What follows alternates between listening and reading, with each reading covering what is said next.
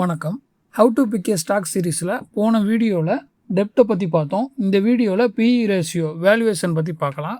வாங்க வீடியோக்குள்ளே போகலாம். நான் மணிகண்டன், இது finance with Mani Tamil. How to select a stock, step 4 PE ratio. இதுக்கு முன்னாடி வீடியோவில் பிஸ்னஸ் பற்றி பார்த்தோம், க்ரோத், டெப்ட்டை பற்றி பார்த்தோம்.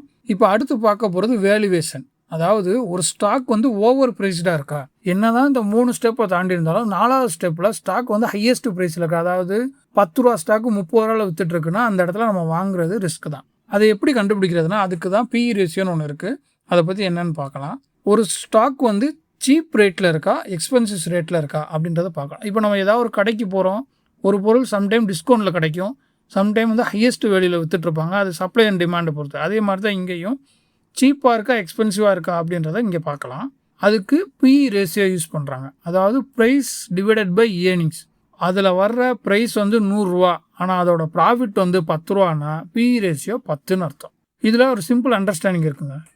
எப்படின்னா நிறைய பேர் சொல்லியிருப்பாங்க, லோ பிஇயாக இருந்துச்சுன்னா சீப் ஸ்டாக்கு, ஹை பிஇயாக இருந்துச்சுன்னா எக்ஸ்பென்சிவ் ஸ்டாக்கு அப்படின்னு சொல்லியிருப்பாங்க. ஆனால் இது எப்போதுமே ட்ரூ கிடையாது.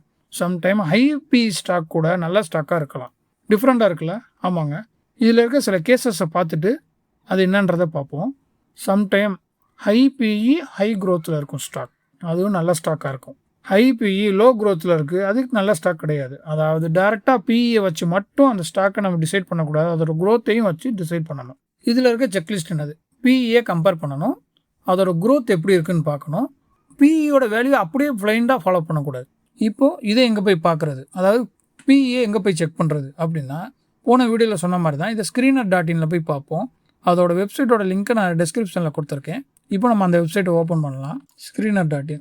போன தடவை பார்த்த மாதிரி பிரிட்டானியா இண்டஸ்ட்ரீஸே பார்ப்போம். இந்த இடத்துல ஈஸியாக பிஇ பார்த்துடலாம். ஸ்டாக் பிஇ இங்கே இருக்குது பார்த்தீங்களா, இதுதான் 55 பாயிண்ட் இருக்குது. இது கரெக்டான வேல்யூவா இல்லையா எப்படின்னு பார்க்குறதுனா, இப்போ இங்கே இருக்கு இல்லையா, இந்த இடத்துல பிஇ ரேஷியோன்னு ஒன்று இருக்கு இல்லையா, அதை ஓப்பன் பண்ணிக்கோங்க. இதில் 5 இயர்ஸ்க்கு வச்சுக்குவோம். இந்த நடுவில் ஒரு கோடு போகுது பார்த்தீங்களா, ஒரு டாட் லைன், இதை எடுத்து விட்டுலாம்.